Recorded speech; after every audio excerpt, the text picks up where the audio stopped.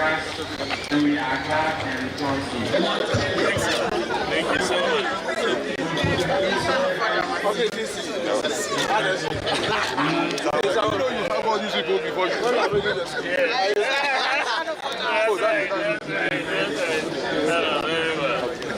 Excellent.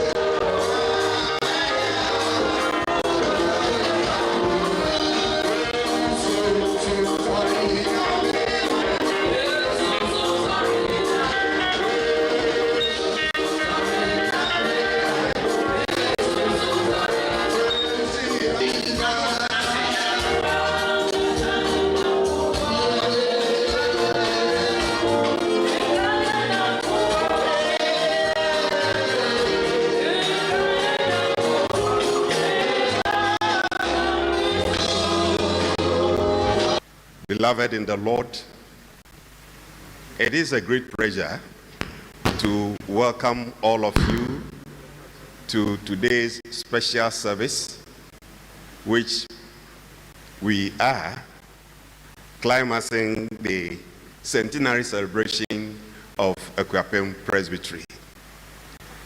I want to mention especially the Vice President, His Excellency, Dr.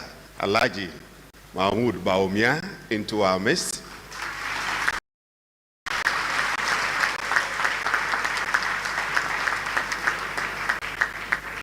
Honorable Dan Butchie,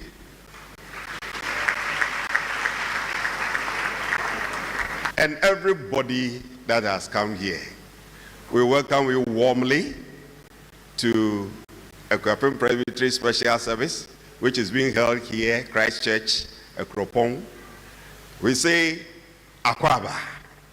We always olo. Yay.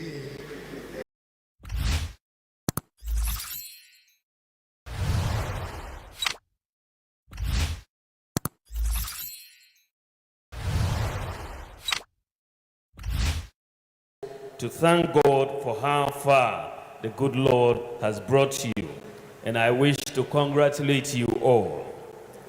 My understanding is that in 1922, the Presbyterian Church of Ghana created 5 presbyteries to facilitate its governance operations, and one of these 5 pioneer presbyteries is the Akuapem Presbytery, originally called the Akuapem Volta Presbytery until 1993, when the Volta Enclave was created as a separate presbytery.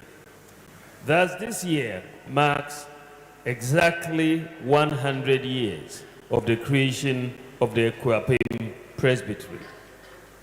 I am aware that prior to the creation of the presbyteries in 1992, the mission of the Presbyterian Church in this country had begun with the arrival of the Basel missionaries on the shores of this country as far back as 1828. I am also informed that the work of the Basel missionaries got rooted in the Ekuapem Presbytery, especially here in Ekropong, where we are gathered today, and it is from here that it subsequently spread to other parts of Ghana. The Presbyterian Church, as we have known, did not only engage in preaching the gospel, but also undertook a lot of developmental and social intervention projects in this country. The impact of the Presbyterian Church, and for that matter, the Ekuapem Presbytery, to the development of Ghana is therefore enormous, encompassing several areas of national life. We can mention the excellent education delivered by the Presbyterian Church, grounded on high discipline and moral training. As the Right Reverend Professor J.O.Y. Mante told us, the first basic school, the middle school concept, the first tertiary institution in Ghana were all from this presbytery.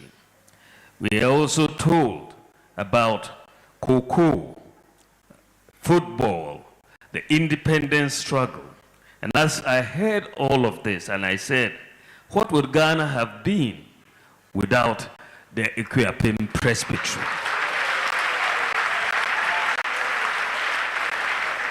Can you imagine Ghana without cocoa, without education, without football?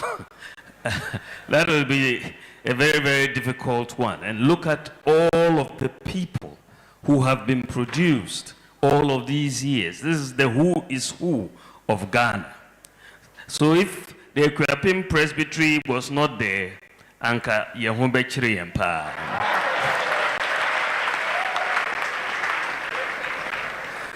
One remarkable feature about the Presbyterian educational legacy from its earliest days has been its focus on development of practical skills through artisanship training.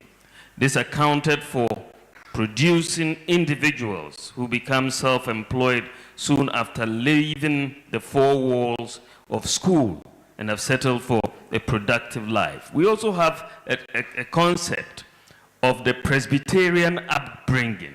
You know, when in Ghana you say someone has a Presbyterian upbringing, you know what it means. It means you have someone who is very disciplined, who is very honest, who has integrity, and is very hardworking.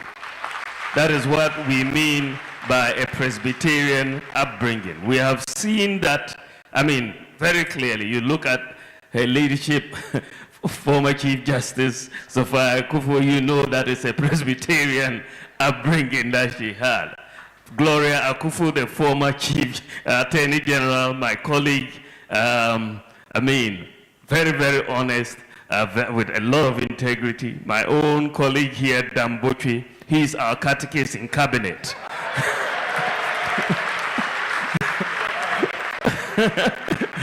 Dan is our catechist in cabinet. Every time we're about to start cabinet, President says we want a good Presbyterian prayer. So Dambotri will be the one to start cabinet for us all the time. He's our priest in cabinet. So he has inherited what his father left for him. And all of these good people. And you cannot, that morality, that integrity, you can't pay money for it. So we thank the Presbyterian Church for all of this Presbyterian upbringing that we are having of our people. Additionally, we can mention other areas in which the church has impacted on the nation, such as the healthcare delivery, agriculture, literacy development, amongst others. And the good thing is that the Presbyterian Church did not only engage in these activities in the past, but continues to do so today. Even though presently central government takes on the greater responsibility for providing the essential services that missions such as yours undertook in the early years of Ghana's evolution, you continue to show commitment in supporting the provision of such essential services as an integral part to your mission. It is gratifying to note, for instance, that this year the Equiapim Presbytery completed the construction of one staff bungalow each for 2 of your senior high schools, the Ebri Girls Presbyterian Senior High School and the Presbyterian Senior High Technical School in Edukrum. This is really good, and this is beside other assistance you extend to the schools in various ways. With respect to healthcare, the records show that the Equiapim Presbytery supports your 2 health institutions, Obrejima Presbyterian Health Center and the Com Presbyterian Hospital, in various ways, and I really commend you for this great work. Reverend Moderator, it is gratifying to learn that to mark the centenary, the Equiapim Presbytery has decided to put up a junior high school for a remote community, Kwabuanta, in the Ayensuano district. There is no nobler legacy to mark this historic event of a centenary than to provide an educational facility for a deprived community, and I highly applaud you for this. Your commitment to education, as shown in the Centenary Project, is consistent with your long-standing conviction of equipping young people with the requisite knowledge and skills for effective living and meaningful contribution to national development. Such a conviction should be the overriding concern of every nation that seeks to secure the well-being of its younger generation. And this underpins the commitment of the government of President Nana Addo Dankwa Akufo-Addo towards education. It is for this reason that we have rolled out the most far-reaching educational programs in the history of this country. This government has invested heavily in all levels of education, with the most extensive one being the free senior high school program. TVET education is another area of focus for government. The President and the government remain committed to pursuing it because of the benefits far outweighing the cost. We have seen an increase in free senior high school enrollment by 50% in the last 5 years, 50%. That's really remarkable. But what is even more remarkable is that more girls are enrolling than boys. And so now you have virtual gender parity in the senior high school. And we didn't used to have that. Reverend Moderator, the chairperson of the Equiapim Presbytery, ladies and gentlemen, let me also commend the Presbyterian Church for its role in helping to promote religious tolerance and national cohesion among our citizens. By the grace of God, Ghana has enjoyed peace and stability, both politically and religiously, through the collective efforts of all our religious leaders and members, including the leadership of the Presbyterian Church. The Holy Scriptures support unity, and it admonishes in the 1 Peter 3:9, the New International Version, that, and I quote, "Do not repay evil with evil or insult with insult. On the contrary, repay evil with blessing, because to this you were called, so that you may inherit a blessing," unquote. And I trust that we will all strive for unity. I wish to use this occasion of your centenary celebration to entreat you to continue to do your best for our nation, to experience the religious tolerance and peaceful coexistence that we have enjoyed over the years. We cannot afford to lose this on the altar of suspicion and hatred. As you are aware, peace and stability in many nations around us is coming under attack from the multiple sources, including religious extremism and intolerance, which we must guard against.